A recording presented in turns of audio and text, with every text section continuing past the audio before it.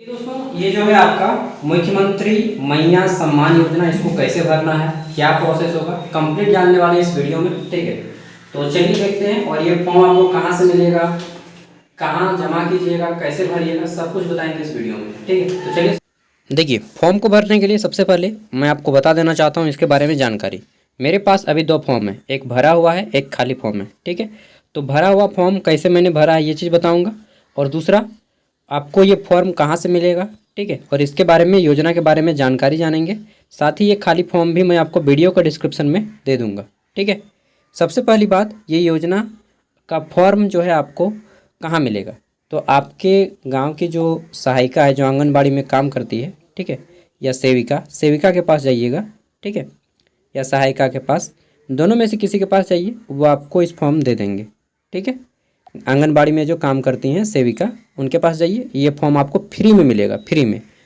ठीक है, और वही आपको ज़्यादा अच्छे से बता पाएंगे। चलिए, और उससे ज़्यादा अच्छे से मैं आपको बता पाऊँगा, क्योंकि मैं इसके बारे में पूरा नीति को पढ़ा हूँ। ठीक है, मैंने आपको नीति का, अगर आपको नियमावली चाहिए कि क्या संशोधन बनाए, कानून कैसे बनाए, तो मैंने उसके ऊपर डिटेल वीडियो बनाया है। फिलहाल देख लीजिए, ये आपका कलर पासपोर्ट साइज़ का फ़ोटो यहाँ पे आपको एक लगाना है। ठीक है, फॉर्म के यहाँ पे एक फ़ोटो लगाना है, और फोटो के ऊपर आपको साइन कर देना है। अगर आप साइन नहीं करते हैं तो नीचे में ठेपा मार दीजिएगा इस तरह से, यहाँ पे नीचे में। ठीक है, आधा साइन आपका फ़ोटो पे होगा और आधा साइन कागज़ पे। ठीक है, अब क्या करना है फॉर्म में, देखिए सबसे पहले आपको यहाँ पे ऊपर में अपना नाम लिखना है। ठीक है, आवेदिका का नाम, केवल झारखंड की महिलाएं ही इस फॉर्म को भर पाएंगी। ठीक है, और जिसका उम्र 21 से 25 साल का हो रहा है। ठीक है, 21 से 50 साल, सॉरी मैंने 25 बोल दिया। उसके बाद यहाँ पे अपने पिता या पति का नाम दीजिएगा। अगर आप शादीशुदा हैं तो पति का नाम। ठीक है, अगर आप शादीशुदा नहीं हैं, ठीक है, कुंवारी हैं, तो पिता का नाम। ठीक है, उसके बाद ये अपना भर लीजिएगा पता, ग्राम, थाना, पंचायत। ठीक है, और उसके बाद प्रखंड और ज़िला, ये आपको भर लेना है। फिर आपको यहाँ पे अपना वोटर आईडी कार्ड, मतदान पहचान पत्र में अपना वोटर आईडी कार्ड का नंबर देना है। ठीक है, फिर आपका यहाँ पे आधार कार्ड का नंबर देना है।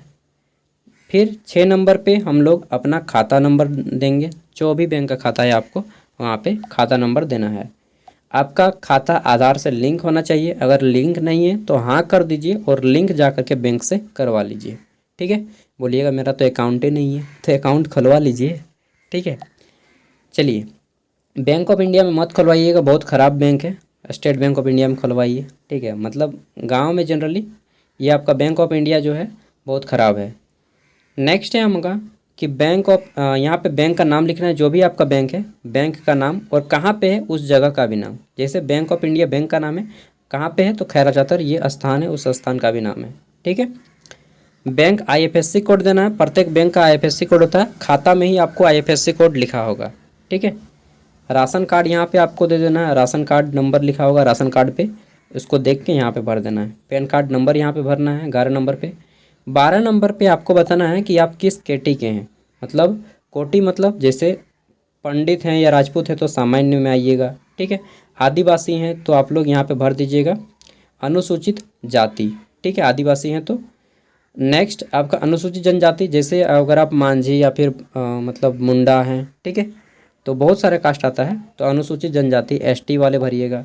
अन्य पिछड़ा वर्ग, अगर आप पिछड़ा वर्ग से हैं, OBC हैं, तो यहाँ पे अन्य पिछड़ा वर्ग भरिएगा। इस तरह से टिक लगा देना है और लिख भी देना है। ठीक है, नेक्स्ट है 13 नंबर पॉइंट, उम्र बताना है, कितना उम्र। तो आप अपना आधार कार्ड देखिएगा, आधार कार्ड में जितना उम्र हो रहा है उसी के आधार पे अपना उम्र लिख दीजिएगा।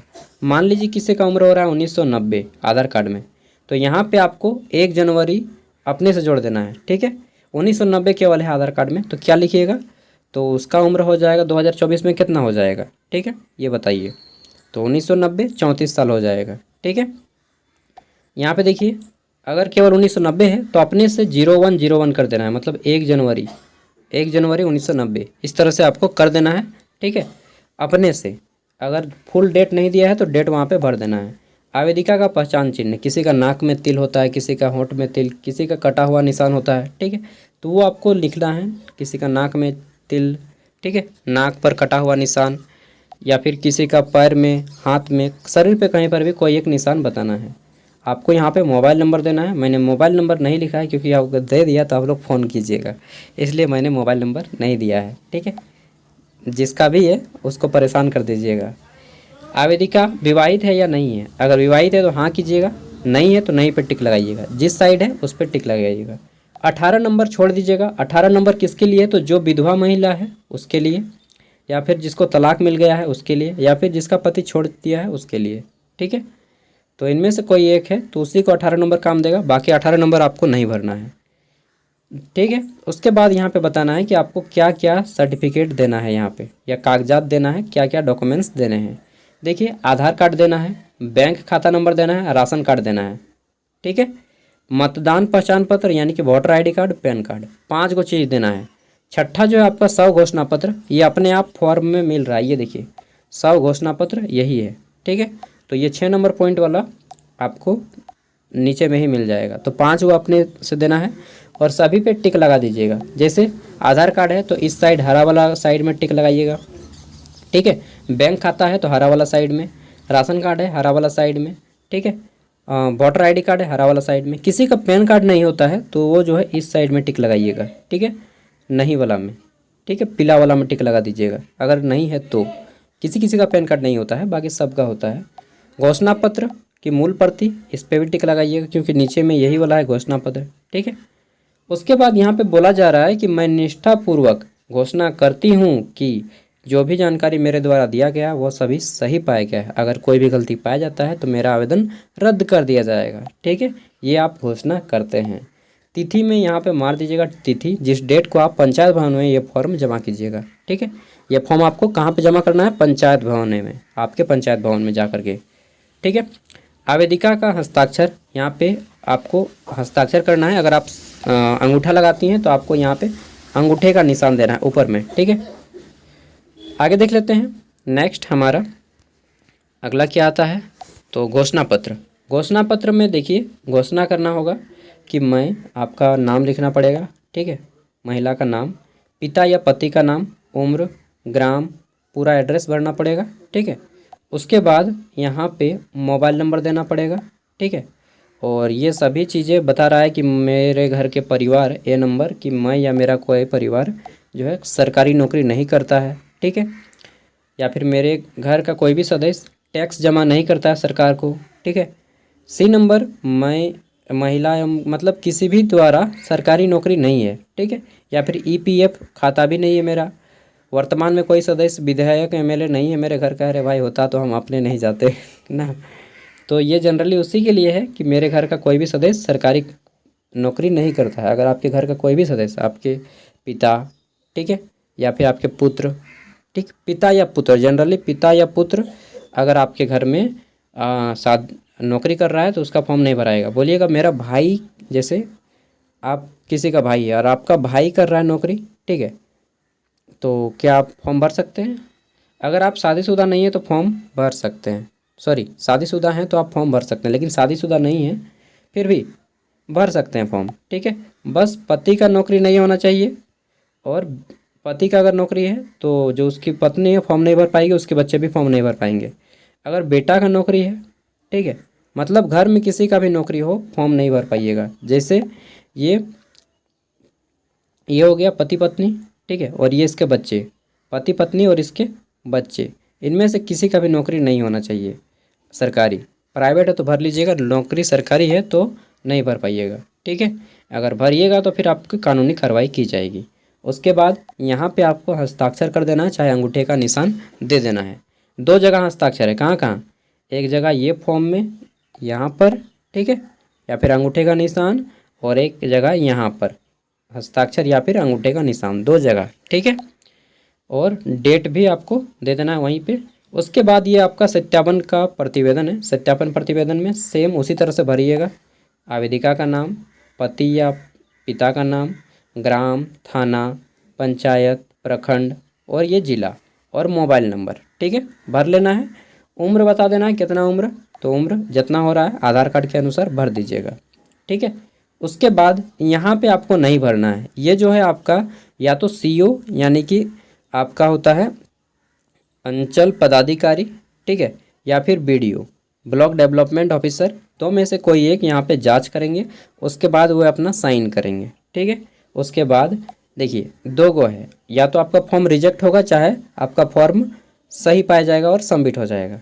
अगर आपका फॉर्म स्वीकृत होता है, ठीक है, यानी कि सही पाया जाता है और आपको पैसा मिलेगा, तो इस पर टिक लगा देंगे। कौन टिक लगाएंगे? वो ऊपर वाले अधिकारी टिक लगाएंगे, ठीक है।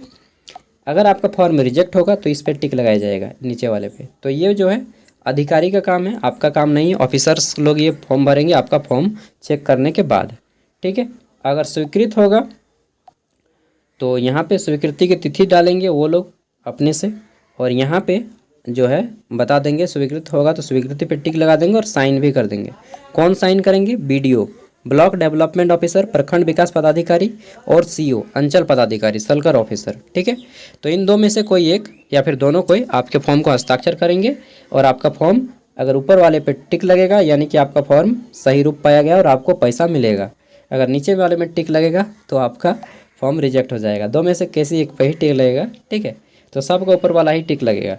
ऊपर वाला टिक लग गया मतलब आपका फॉर्म सही पाया गया। ये पावती रसीद है। पावती रसीद क्या होता है? जब आप फॉर्म जमा कीजिएगा तो आपको ये काट के दे दिया जाएगा। देखिए यहाँ पे कैंची छाप है ना, कैंची छाप। तो ये कैंची छाप इसीलिए है ताकि ये फॉर्म आपको काट के फाड़ के वहाँ पे दे देगा जब आप इसको जमा कीजिएगा पंचायत भवन में, ठीक है। पावती रसीद आपको दे दिया जाएगा और यहाँ पे क्रमांक नंबर डाल देंगे। ये सब आप भर लीजिएगा, नाम, पिता या पति का नाम, मोहल्ला, ये सब कुछ आप भर लीजिएगा, मोबाइल नंबर और तिथि तक, ठीक है। ये जो है पावती रसीद आपको वही काट के देंगे। तिथि मत भरिएगा, तिथि को छोड़ दीजिएगा, डेट वही डालेंगे, पावती क्रमांक डालेंगे और ये हस्ताक्षर करके आपको दे दिया जाएगा, ठीक है। या तो पंचायत भवन में दे दिया जाएगा। अगर पंचायत भवन में नहीं देते हैं तब आपका ये फॉर्म ऊपर जाएगा और ऊपर से फिर आएगा, ठीक है।